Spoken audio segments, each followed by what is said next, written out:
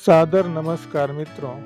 Episode 26 में आपका स्वागत है और हम बात कर रहे हैं विज्ञान के कक्षा 6 की इकाई तंतु से वस्त्र के बारे में। आज हम भाग 4 में बधाई और सामग्री, जो वस्त्र सामग्री है उसके इतिहास के बारे में विशेष रूप से चर्चा करेंगे। जैसा कि हमने बताया कि जो सूती वस्त्रों की जो बुनाई होती है वह औद्योगिक स्तर पर जो विद्युत प्रचलित करघे होते हैं, जिसे अब हम पावर हैंडलूम कहते हैं, उसकी सहायता से सूती वस्त्र की बुनाई की जाती है।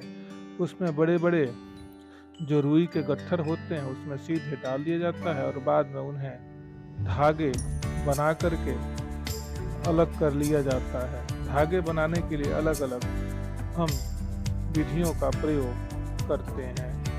खासतौर से विद्युत प्रचलित करघे जो होते हैं, इन्हीं धागों से वस्त्र तैयार करते हैं।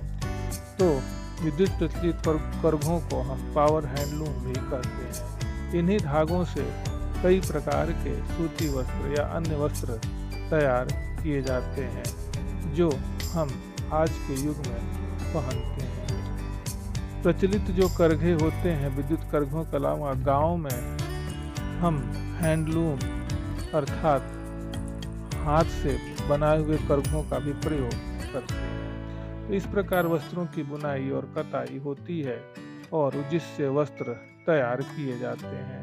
आजकल हम विभिन्न प्रकार के वस्त्र पहनते हैं और बड़ी मात्रा में वस्त्र औद्योगिक क्षेत्र में तैयार किए जाते हैं जो पूरे विश्व को आसानी से उपलब्ध करा देते हैं।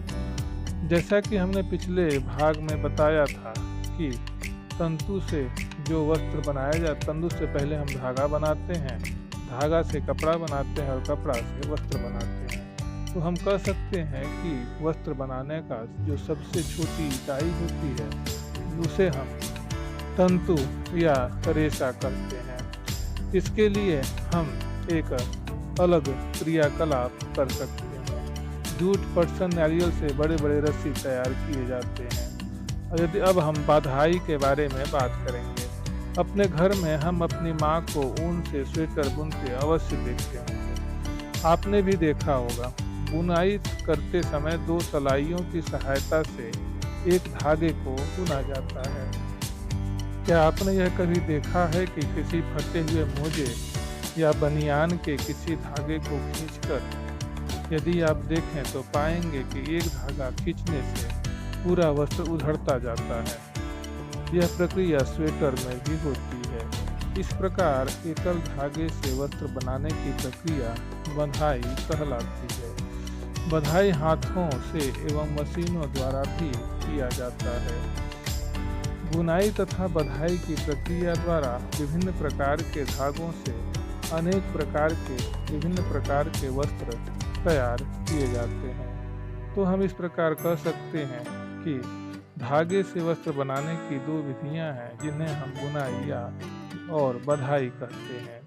स्वतंत्रता आंदोलन के समय राष्ट्रपिता महात्मा गांधी ने ब्रिटेन के मिलों में बने आयातित कपड़ों का बहिष्कार किया क्योंकि वे विद्युत प्रचलित करघों, पावर हैंडलूम की सहायता से तैयार किए जाते थे तथा वह जो देसी करघे जो हैंडलूम होते थे उससे नहीं बनते थे, क्योंकि चरखे द्वारा हाथ के कते धागों से बुने वस्त्रों का प्रयोग होने से उससे लोगों को रोजगार मिलता था और उससे हम लोगों को रोजगार मिलता था।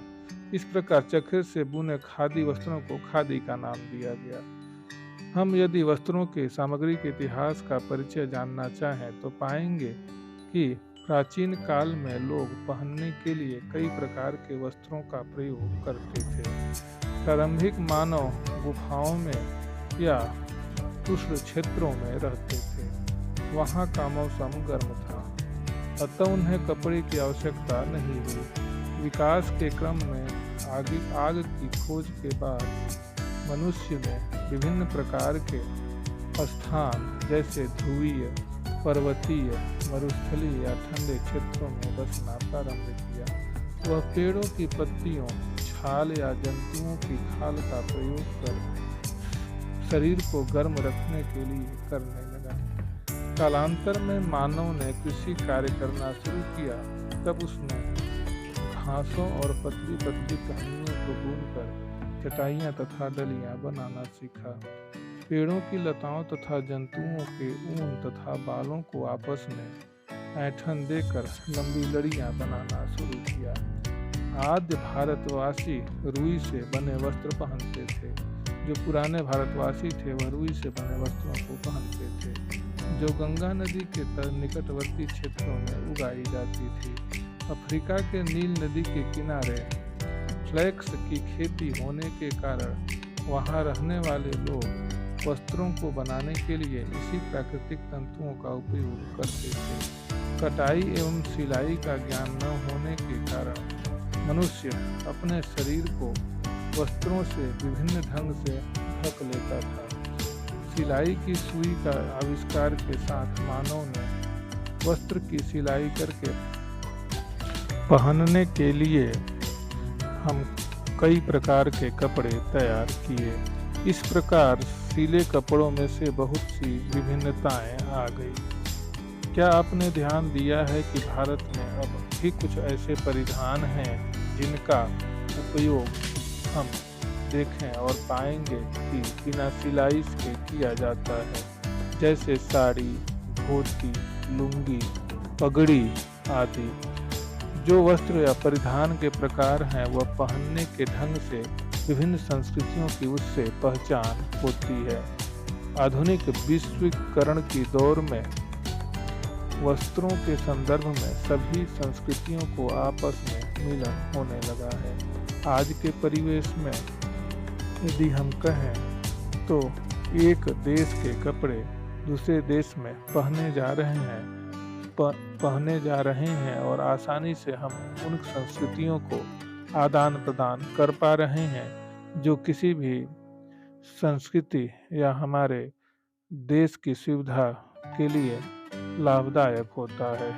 इस प्रकार हम कह सकते हैं कि वस्त्रों के आयात और निर्यात होने से हम कई प्रकार के वस्त्रों को पहन पा रहे हैं।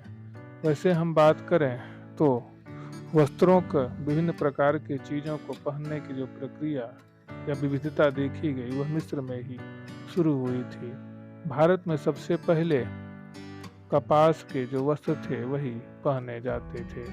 इस प्रकार हम कह सकते हैं कि जो प्रारंभिक मानव जो गुफाओं में रहते थे वह धीरे धीरे वस्त्रों को पहनना सीख लिए और कई प्रकार के वस्त्र हों, चाहे गर्मी के वस्त्र हों या ठंडी के वस्त्र हों, या जो लोग ध्रुवीय क्षेत्रों में रहने वाले हों या पर्वतीय क्षेत्रों में रहने वाले हों या मरुस्थलीय क्षेत्रों में रहने वाले हों, सभी प्रकार के वस्त्रों का प्रयोग करना सीख लिया और पेड़ की पत्तियों, छाल या जंतुओं के खाल का प्रयोग के स्थान पर इन्होंने कई प्रकार के प्राकृतिक पादप एवं जंतुओं से वस्त्र बनाना सीख लिया।